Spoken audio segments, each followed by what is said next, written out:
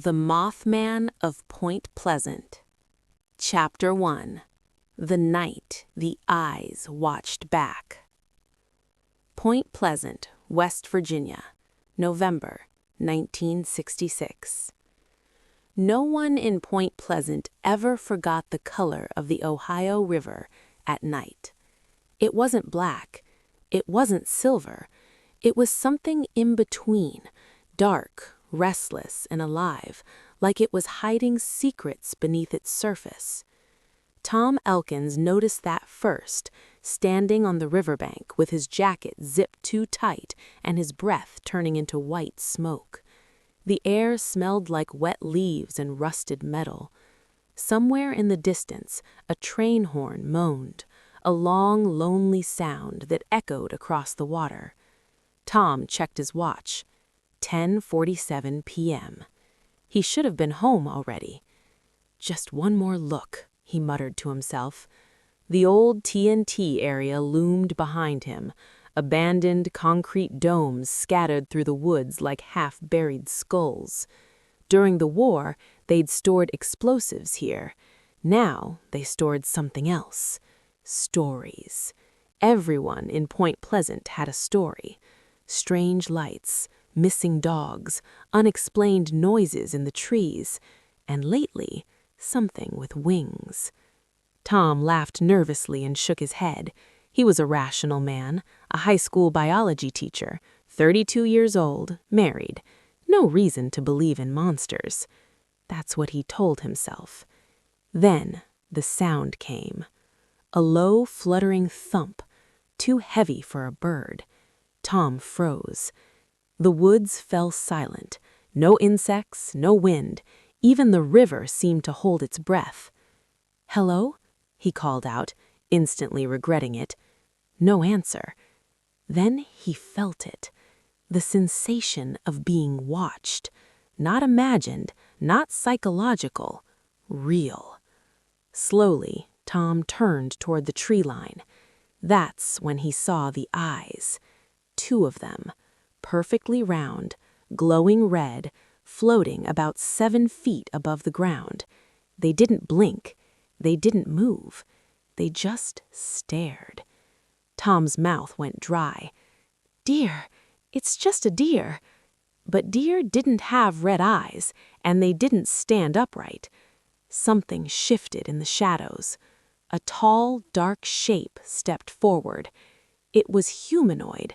Arms, legs, torso, but wrong in every way. Its skin looked gray, almost metallic, stretched tight over a thin frame. Where its head should have been, there was nothing. No face, no mouth, no nose. Only the eyes. And then the wings unfolded. They were massive, at least 10 feet across, leathery and smooth, like a bat's, but stronger, older, unnatural. Tom staggered backward, heart hammering. "No," he breathed. "This isn't real." The creature tilted its head, or where its head should have been, as if curious. Then it moved. In a blur of motion, it launched into the air. The wind from its wings knocked Tom off his feet. He hit the ground hard, the breath punched out of his lungs. Leaves and dirt rained down around him. He scrambled to his feet just in time to see the shape rise above the trees. And then it screamed. A sound so sharp and metallic it felt like it sliced through his skull. Tom clutched his ears and fell to his knees, screaming too. When the sound stopped, the night rushed back in all at once. Crickets, wind, the river. The creature was gone. Tom stayed there for a long time, shaking, afraid to move. When he finally stood, his legs felt like rubber. He didn't look back as he ran. Across town, in a small white house on 6th Street, Mary Elkins jolted awake. Her heart raced. She didn't know why, but she knew something was wrong. Outside her bedroom window, somewhere far away, a shape passed silently across the moon, and deep in the woods of Point Pleasant, something ancient had awakened. something that had been watching humanity for a very long time, and it wasn't finished yet. Chapter 2. Red Eyes Don't Blink. Point Pleasant woke up slowly. Morning light crept over the Ohio River, turning the fog into pale ribbons that curled between houses and telephone poles. On Main Street, shopkeepers unlocked their doors, coffee steamed in diner mugs, and the town pretended it was normal. It wasn't. Tom Elkins sat at the kitchen table, staring at his untouched breakfast. Eggs cold, toast untouched, hands still shaking. Mary stood across from him, arms crossed tightly over her chest. She had been watching him for 10 minutes now, waiting for him to speak. "You're late for school," she said gently. Tom didn't respond. "Tom," he blinked, as if remembering where he was. "What?" "I said, you're late." He looked at the clock. 7:42 a.m. "I'm not going in today." Mary frowned. "You've never missed a day." "I saw something." The room felt colder. Mary pulled out a chair and sat. "You mean another noise? Another shadow?" "No." Tom finally met her eyes. "I mean something real." She waited. Tom swallowed. "Last night, by the TNT area, there was something in the trees. It had wings, huge ones." Mary's face tightened. "Tom!" "It wasn't an owl," he snapped, then immediately softened. "I know how this sounds, but I saw its eyes." "What kind of eyes?" "Red." Mary exhaled slowly. "People have been talking, Tom. Lights in the sky, kids scaring each other. This thing watched me." That did it. Mary stood up. "You're exhausted. You work too much. Those stories are getting into your head." Tom wanted to argue. He wanted to scream. Instead, he nodded. But deep down, he knew the truth. You don't imagine fear like that, and you don't forget eyes that don't blink. By noon, the rumors had already spread. At the Lucky Star Diner, truck divers leaned over coffee cups while waitresses pretended not to listen. "You hear about the Scarberry boys?" one man said. "Chased on Route 62. Something flew after their car." "Big as a man?" "Bigger." The word passed from mouth to mouth like a disease. Mothman. No one knew who said it first, but by afternoon, everyone was using it. At the Point Pleasant Register, journalist Eleanor, or Ellie, Ward, tapped her pencil against her notebook. "Say it again," she said. Deputy Carl sighed. "I already told you." "I want it on record." Carl leaned back in his chair. Multiple reports, all consistent.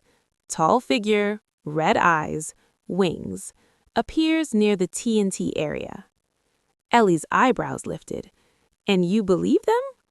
"I believe people are scared." "That's not the same thing." "No," Carl said quietly. "But fear doesn't usually make up the same details." Ellie closed her notebook. She'd grown up in Point Pleasant. She knew its rhythms, its lies, its secrets. And something felt off. "Let me see the area," she said. Carl hesitated. "It's dangerous. So is ignoring a story this big." He sighed. "Fine, but daylight only." Ellie smiled. "Deal." The TNG area looked harmless under the sun. Concrete bunkers sat half-swallowed by weeds, birds nested in cracks, wind rustled dry leaves across cracked pavement. Ellie snapped photos while Carl checked the perimeter. "Feels empty," she said. "That's what makes it worse," Carl replied. Then Ellie noticed the marks. Deep grooves in the dirt, long, parallel. "Carl," she said slowly, "those aren't tire tracks." He crouched beside them, His jaw tightened. They're too far apart. Ellie imagined wings dragging across the earth. A sudden pressure filled her chest.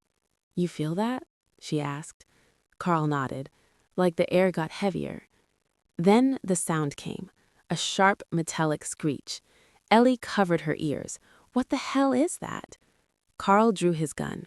"Back up." The trees shook, and for a split second, just long enough to haunt her forever, Ellie saw them. 2 red lights between the branches, watching, then gone. Silence slammed back into place. Carl lowered his gun, pale. "We didn't see that." Ellie's hands trembled as she raised her camera. "Yes," she whispered, "we did." That night, Point Pleasant dreamed badly. Dogs howled, babies cried, men woke up gasping for air. Above the river, a dark shape circled slowly, waiting. Chapter 3. The Warnings. The first phone call came at 2:13 a.m. Ellie Ward was half asleep on her couch, the television glowing blue in the dark, when the ringing cut through her dreams like a knife. She sat up, heart pounding. "Hello?" Static answered. Then a voice. Not male, not female. Flat, hollow.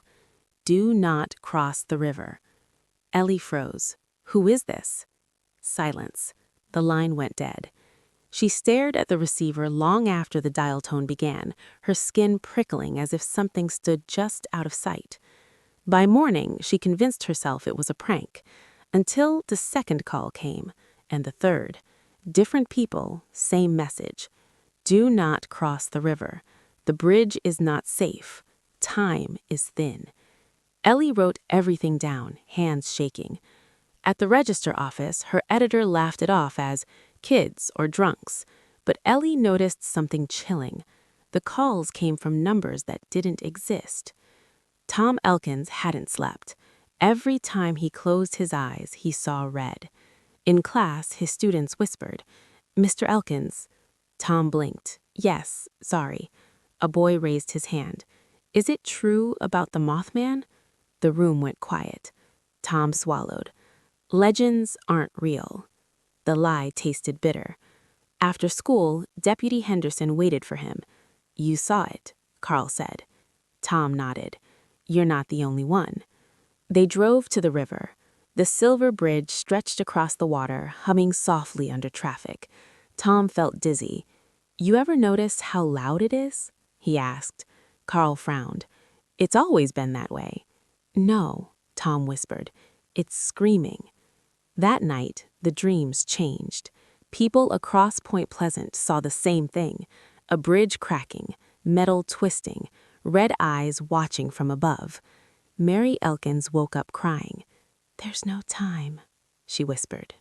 Outside, wings beat against the air. Ellie returned to the TNT area alone. The air buzzed. Her camera malfunctioned. Her watch stopped. Then she heard footsteps. "You shouldn't be here." She spun around. An old man stood among the bunkers, coat too thin for the cold. His eyes were pale, almost glowing. "Who are you?" "A messenger," he said. Ellie felt dread crawl up her spine. "A messenger for what?" "Disaster," he replied calmly. "It comes whether you listen or not." "And the creature?"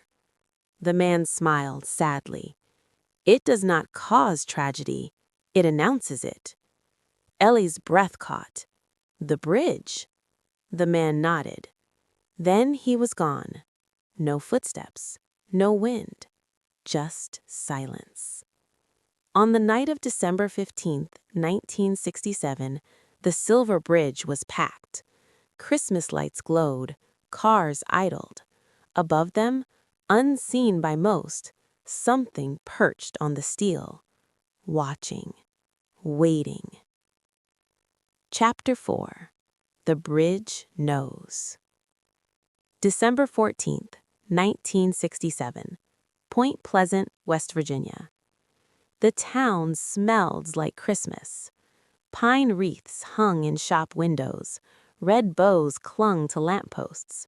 Children pressed their faces against glass, staring at toy trains and plastic dolls they knew their parents probably couldn't afford.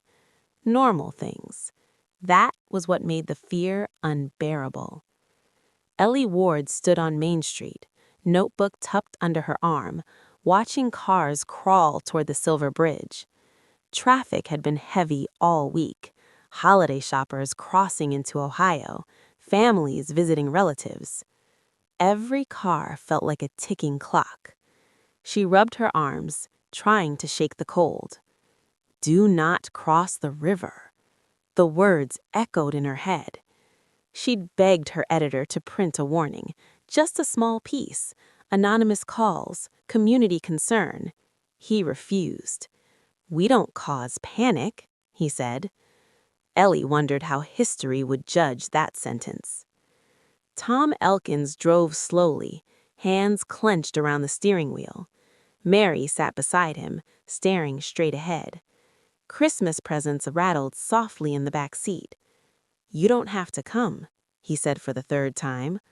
"I'm not staying behind. Not tonight." The closer they got to the bridge, the worse Tom felt.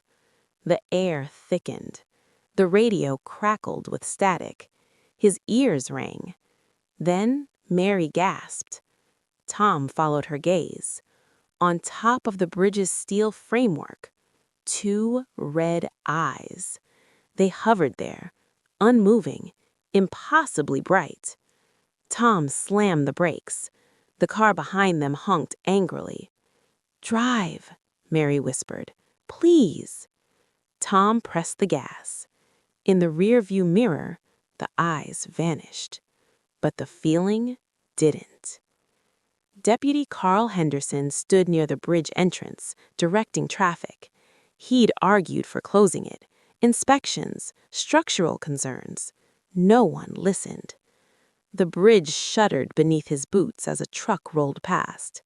Carl felt it.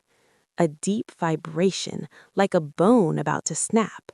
He looked up. Something stood at the far end of the bridge.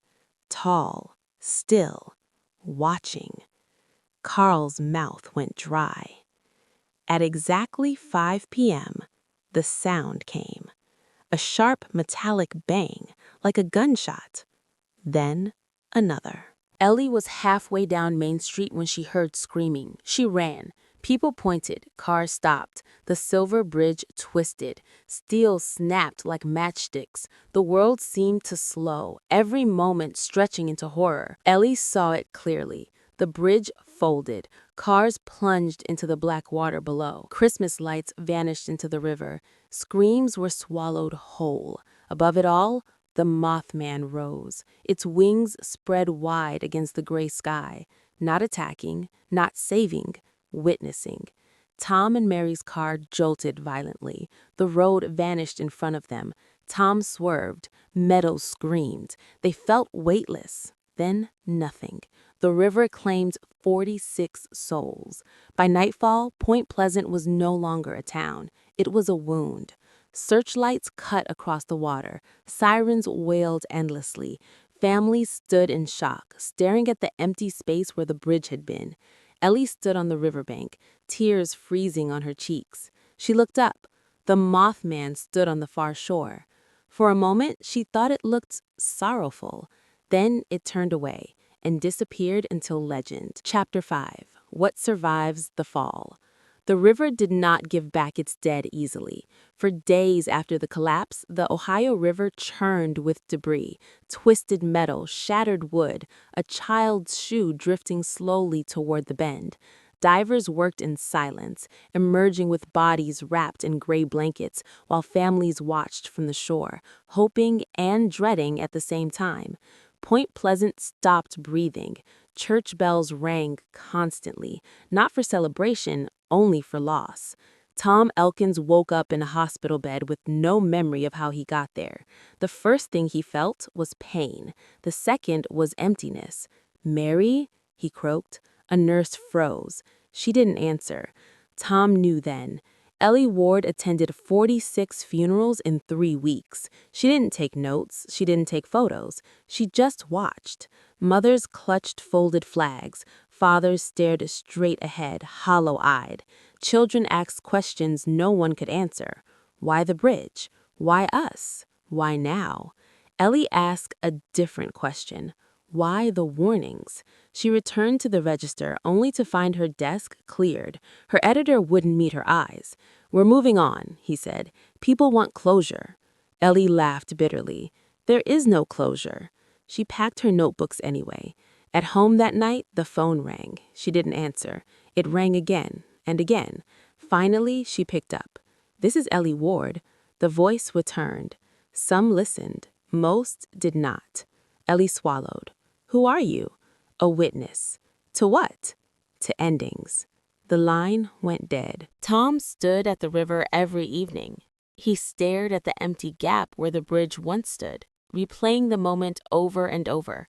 Mary's hand reaching for his, the scream cut short, the darkness swallowing everything. Survivor guilt wrapped around him like a noose. One night, he felt it again, that pressure in the air. "You could have warned them," a voice whispered behind him. Tom turned. The Mothman stood on the opposite shore. No red glow this time, just dark, hollow eyes. "You could have saved her." Tom collapsed to his knees. "Why didn't you?" The creature didn't move. "Because I do not choose," the thought echoed in his mind. "I only see." Then it was gone.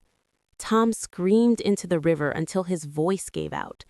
Government men arrived quietly. Black coats, no names. They took photos, confiscated tapes, interviewed witnesses until stories blurred and changed. One agent spoke to Ellie alone. "There was no creature," he said calmly.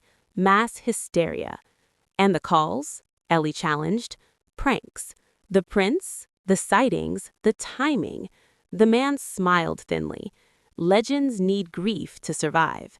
Ellie leaned forward. "So do lies." He left without another word. That night, Ellie burned copies of her notes, keeping only one folder, hidden beneath her floorboards. Insurance. Months passed. Spring came. Point Pleasant rebuilt. But something was missing. Laughter sounded wrong. Silence felt loud. And the sightings didn't stop. A man in Chicago swore something followed his train before a derailment. A woman in New Jersey reported red eyes before a factory explosion. A bridge in Europe collapsed after similar warnings. Unheard, ignored. Ellie mapped it all. The pattern was undeniable. The Mothman wasn't tied to one place. It was tied to tragedy. On the first anniversary of the collapse, Tom received a letter. No return address. Inside, a single sentence. "Some bridges are made of steel. Others are made of time." That night, red eyes watched from the hills once more. Chapter 6. The Pattern of Wings. Ellie Ward stopped thinking in days and nights. She thought in events. Train derailments, factory explosions, plane malfunctions, bridge collapses. She covered her apartment walls with maps and newspaper clippings, red string connecting cities that had never heard of Point Pleasant, Chicago, Tacoma, New Jersey, Prague. Different places, same details. Red eyes, a tall, winged figure, warnings that sounded like madness until it was too late.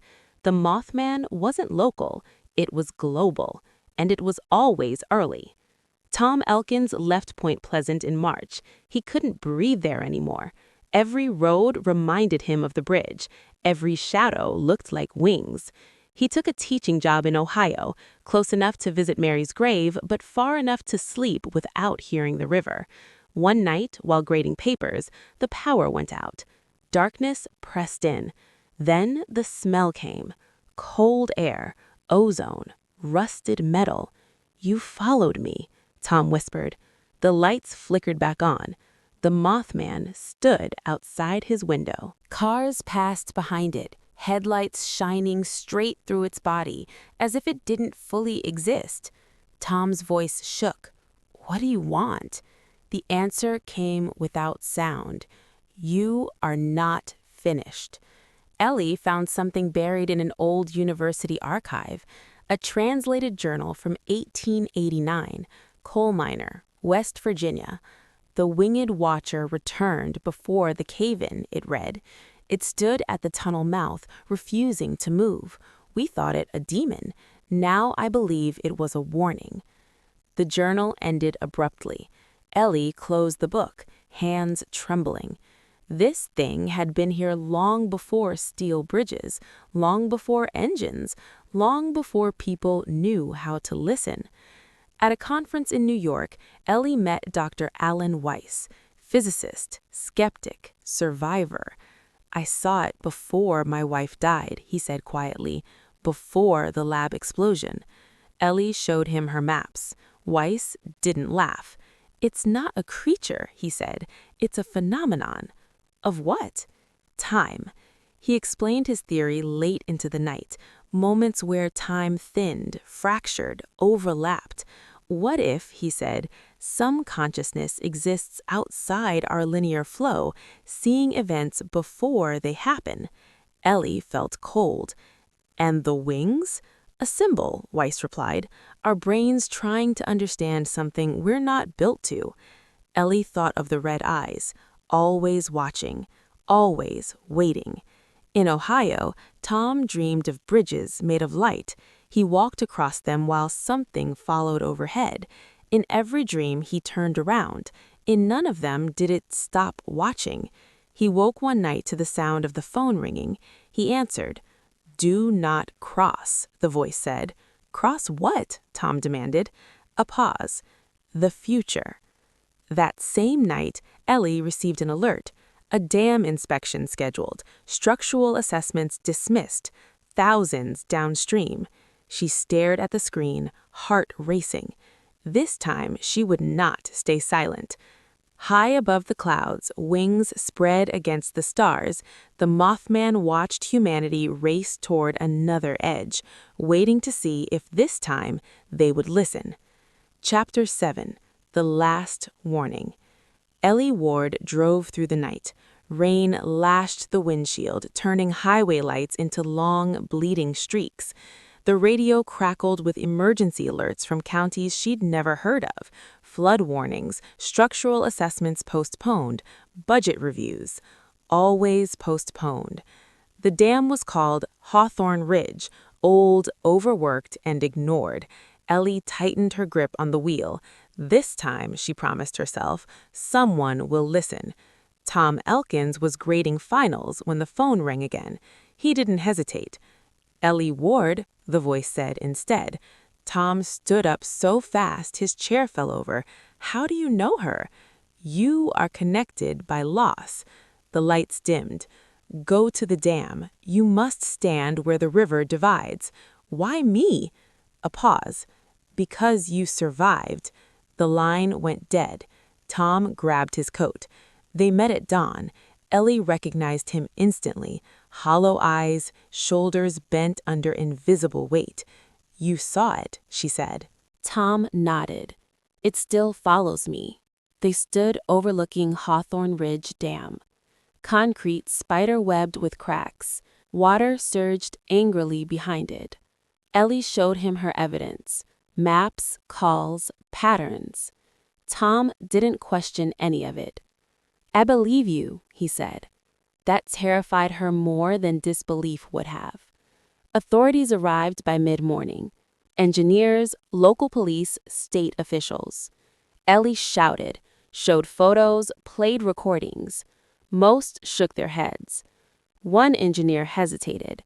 "There are anomalies." That's when the air changed. Wind died, birds vanished. Tom felt it first. "He's here," he whispered. Across the spillway, the Mothman stood. Not hidden, not distant. Clear. Several people screamed. Phones dropped. The creature's wings unfurled slowly. The dam groaned. Concrete cracked. Ellie shouted, "Evacuate!" For a moment, no one moved. Then the sound came. That metallic scream. Alarms blared, orders were shouted, people ran. The dam held, just long enough. By nightfall, thousands were safe. The flood was controlled. Minimal damage, no deaths. Ellie collapsed on the ground, laughing and crying at once. Tom stared at the empty spillway. "Is it over?" he asked. Ellie shook her head. "I don't think so." Across the valley, red eyes glowed briefly, then faded. News outlets called it a miracle, a coincidence, a successful intervention. Ellie knew better. So did Tom. They had listened. For the first time, the warning had worked. But somewhere else, another bridge trembled, another future cracked, and wings unfurled once more. Chapter 8. Chosen and Cursed. Ellie Ward could not sleep. Even in her small apartment, the city outside her window felt suffocating. Sirens, car horns, and distant shouts reached her ears. But her mind was elsewhere, on red eyes and wings, and the moments that could have ended in disaster. She stared at the wall of maps, photos, and newspaper clippings. Red string ran from Point Pleasant to Hawthorne Ridge, to cities she had never been to tragedies that could have happened. She thought of Tom Elkins. He had seen it first, survived the Silver Bridge, watched the warnings and the aftermath unfold. And yet, every night, his eyes held the same haunted look she had grown to know. "Do you ever wonder why us?" she whispered into the darkness. A pause in the shadows, as if the room itself had answered. "Because we listen." Ellie swallowed. Tom Elkins sat on a bench along the riverbank, the Ohio flowing silently beneath the moon. The Mothman had appeared to him again that night, not as a monster, not even as a warning, but as a presence, patient and eternal. He tried to speak to it. Why me? Why survivors? Why these warnings? No words came, but the thought imprinted itself in his mind. Some bear the knowledge. Some carry the burden, and some do nothing. By morning, Ellie and Tom were together at the register office. "We're not safe, even after Hawthorne Ridge. This thing follows patterns. Disasters, bridges, buildings, even people. The pattern isn't over." Tom nodded. "It never ends." Ellie pulled out a photo she had taken the night of the dam. The Mothman hovered above the spillway, wings extended, red eyes blazing. She traced her finger across it. "Look at the way it watches," she said. "It doesn't choose randomly. It knows who will listen. It knows who can act." "And the others?" Tom asked. Ellie shook her head. "Those who don't listen." She didn't finish the sentence. Neither needed to. Days later, the world barely noticed. Reports trickled in. Small miracles, disasters narrowly avoided, warnings that had gone unheeded. Ellie received another phone call. "Do not ignore them," said the same hollow voice. "You are chosen." She understood immediately. Chosen wasn't a gift. It was a curse. To see what others could not, to act when others would not, to carry the knowledge of impending disaster without respite. Tom sat silently as Ellie hung up. "I don't know if I can keep doing this," he admitted. Ellie turned toward him. "We have no choice. Someone has to." They both knew that in the shadows, waiting, wings spread wide, red eyes unblinking, the Mothman was patient, and it would test them again. That night, a new report came from a town they had never heard of across the country. A bridge, old and neglected, showing signs of strain. Ellie's hands trembled as she dialed Tom. "Ready?" she asked. Tom exhaled slowly. "As ready as anyone can be." Outside, the wind shifted. A faint metallic screech echoed in the distance, carried on the darkness. And somewhere, wings unfurled. Chapter 9. The Edge of Time.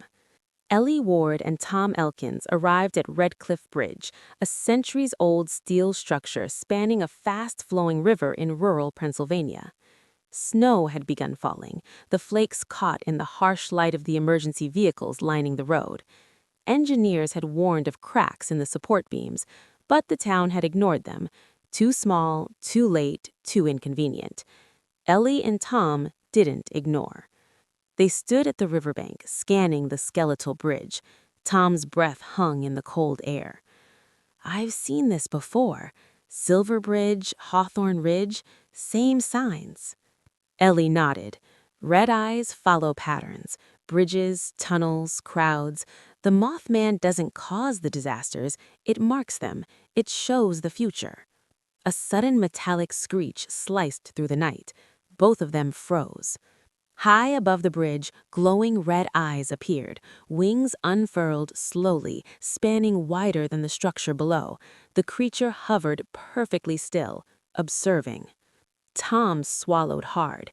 "It's testing us."